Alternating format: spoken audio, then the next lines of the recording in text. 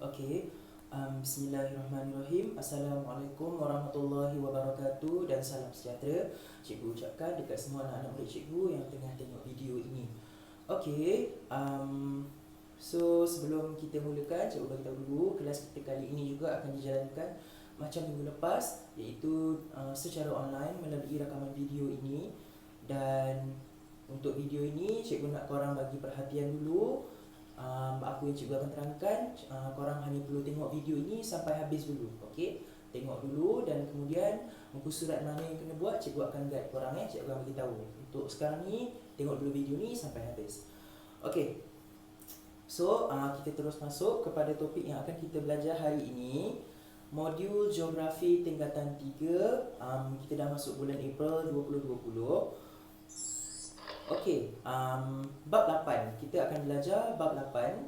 Masuk bulan ini kita akan belajar bab 8, iaitu tumbuh-tumbuhan semula jadi dan hidupan liar di dunia. Okey, tajuk dia. Dan bab 8 ni dibahagikan kepada dua bahagian, iaitu 8.1 tumbuh-tumbuhan semula jadi dan hidupan liar di dunia, dan 8.2 ialah kepentingan dia, kepentingan tumbuh-tumbuhan semula jadi dan hidupan liar di dunia.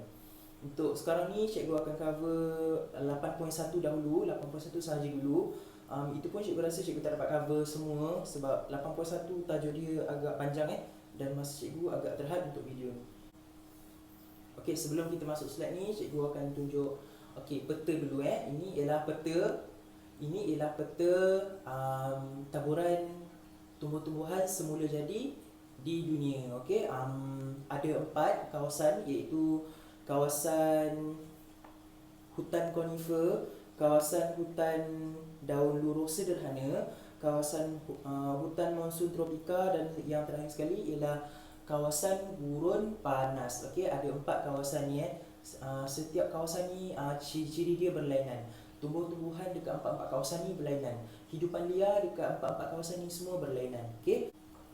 Okey, yang warna biru cair, kita tengok dekat petunjuk yang dia dah bagi, warna biru cair ialah kawasan gurun panas. Okey, tengok dekat dalam peta yang mana warna biru cair itu ialah kawasan gurun panas. Okey, atas biru cair kawasan hutan monsun tropika, warna biru yang gelap. Okey, kita cari kawasan biru gelap. Boleh nampak dekat kawasan yang dekat dengan Malaysia. Dia dah dekat dengan Malaysia dalam peta tu.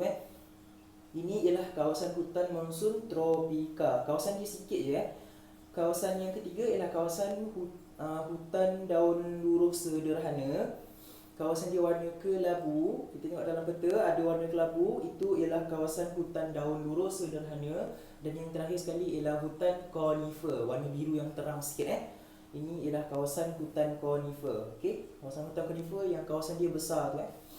Okey, lepas tu kita terus masuk untuk 8.1 tumbuh-tumbuhan semula jadi dan hidupan liar di dunia. Okey, kita akan tengok dulu kawasan yang pertama, iaitu kawasan gurun panas. Okey, dekat gurun panas ni, contoh kawasan dia ialah gurun Sahara dekat utara Afrika, gurun Kalahari selatan Afrika, gurun Arab semenanjung Arab, gurun Thar di antara India dan Pakistan, gurun Atacama dekat Chile, dan yang terakhir ialah gurun besar Australia. Okey, ini adalah 6 kawasan gurun yang terdapat di serata dunia, gurun panas. Okey, sekarang kita tengok penerangan untuk gurun panas ni. Gurun panas yang terbesar di dunia ialah gurun Sahara, iaitu meliputi hampir 9.1 juta kilometer. Okey, dia kawasan dia luas 9.1 juta kilometer. Okey, seterusnya, julat suhu maksimum mencapai 49 darjah Celsius dan julat suhunya sangat tinggi, iaitu mencapai 28 darjah Celsius. Okey, 49 darjah Celsius ialah suhu yang sangat tinggi dan untuk manusia sendiri kita pun dah tak selesa dah dengan suhu tu. Okey. Okey, sekarang kita tengok poin berikutnya. Menerima hujan kurang daripada 250 mm setahun. Okey, hujan dia sangat kurang dekat gurun panas.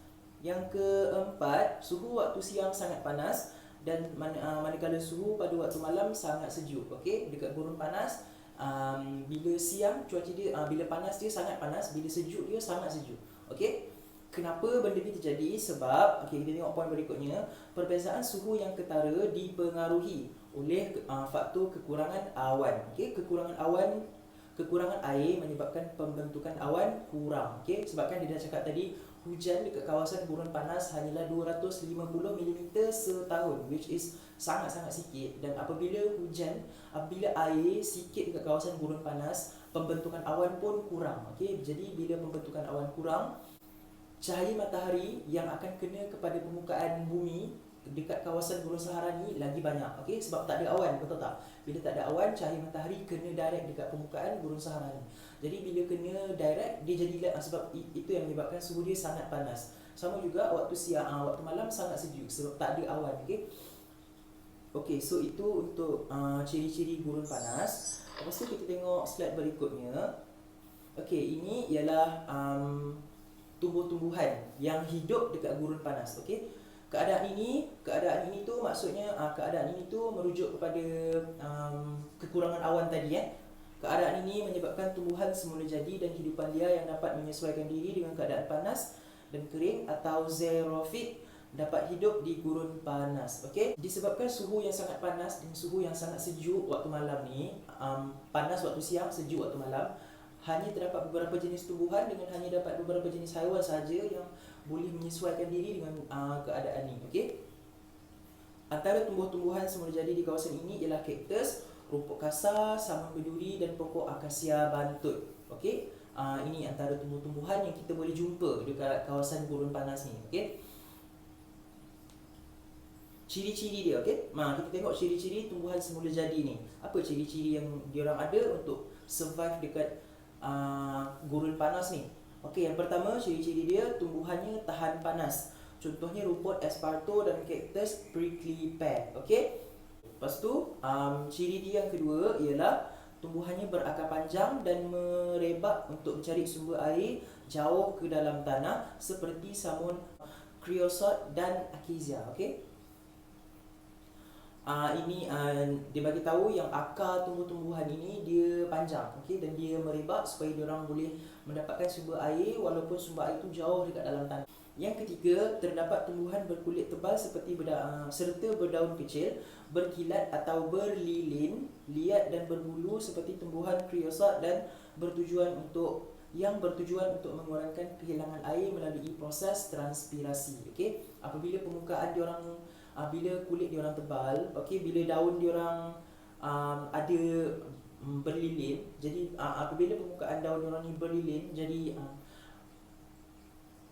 air yang keluar daripada permukaan daun tu akan jadi kurang. Okey, sebab ada satu layer yang block air tu daripada keluar. Faham tak? Okey. Yang keempat, terdapat tumbuhan berduri bagi memerangkap udara untuk mengelakkan sejatan. Okey, duri, contoh pokok kaktus. Yang kelima, pokoknya mempunyai batang yang tebal, berongga dan berlendir untuk menyimpan air seperti pokok kaktus juga. Dan yang terakhir, ciri dia ialah biji benih berkulit tebal dan keras bagi beberapa jenis tumbuhan seperti rumput esparto. Okey, biji benih tersebut cepat bercambah apabila hujan turun sekali-sekala dan mati selepas beberapa minggu. Seterusnya, okey, ini ialah hidupan liar. Okey, hidupan liar yang boleh hidup, yang diorang mampu hidup dekat kawasan panas ni, gurun panas. Okey, hidupan liar yang hidup di gurun ialah jenis nocturnal. Apakah maksud nocturnal? Nocturnal ni maksudnya dia aktif pada waktu malam dan pada waktu siang dia tak aktif. Maksudnya mungkin pada waktu siang dia tidur ke, okey, dia tak berapa aktif waktu siang. Okey, contohnya ialah biawak dap, arnab, rusa gazel, musang fennec, kalajengking, tikus jerboa, ular dan unta. Okey, ini ialah contoh-contoh haiwan yang hidup pada di kawasan gurun panas. Okey. Kita tengok ciri-ciri dia pula. Okey, ciri-ciri hidupan liar di gurun panas ni ialah serangga di kawasan gurun tinggal di dalam tanah pada waktu siang yang panas dan keluar mencari makanan pada waktu malam. Okey, ini yang cikgu cakap untuk maksud nocturnal tadi. Okey, diorang waktu siang diorang akan tidur, diorang akan berehat, dan pada waktu malam baru diorang akan keluar untuk cari makan. Okey, diorang aktif pada waktu malam. Itu maksud nocturnal. Okey, poin yang kedua, unta boleh hidup lama tanpa minum minum air kerana menyimpan air dan lemak di bonggol bahagian belakang badannya. Okey, unta ada bonggol tu sebab dia nak simpan air dan dia nak simpan lemak supaya dia boleh survive dekat gurun panas. Okey, dekat kawasan yang bercuaca yang bersuhu tinggi. Okey.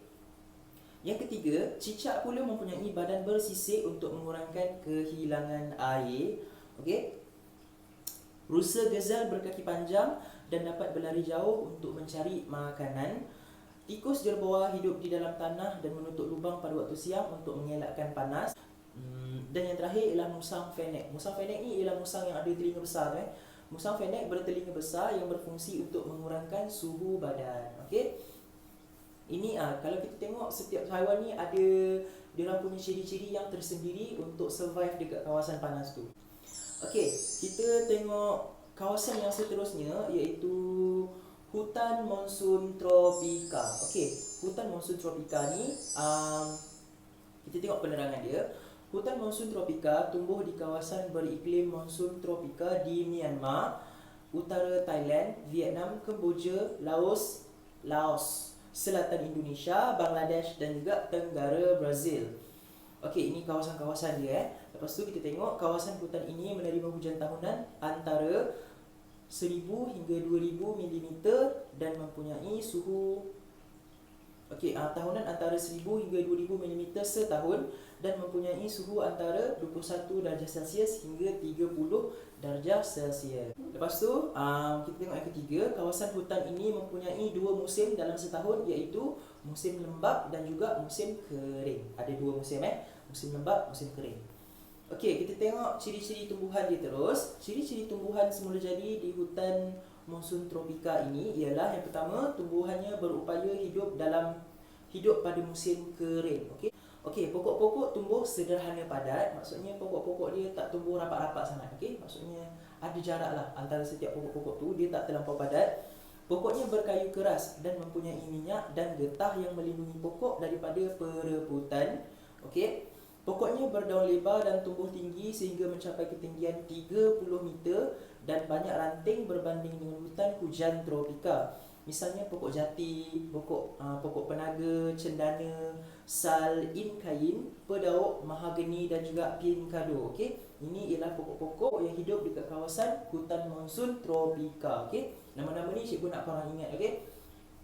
Sebab mungkin akan ditanya dalam exam dan untuk kerja kejap lagi pun cikgu akan tanya juga nama-nama pokok ni so nanti korang kena tulis. Tumbuh secara dirian tulen iaitu mempunyai spesies yang sama dalam sesuatu kelompok seperti pokok jati. Maksudnya dalam satu kawasan itu akan ada satu kelompok pokok yang sama. Okey, contoh yang kat sini dibagi adalah pokok jati. Dalam satu kelompok kawasan tu kelompok pokok jati saja. Okey.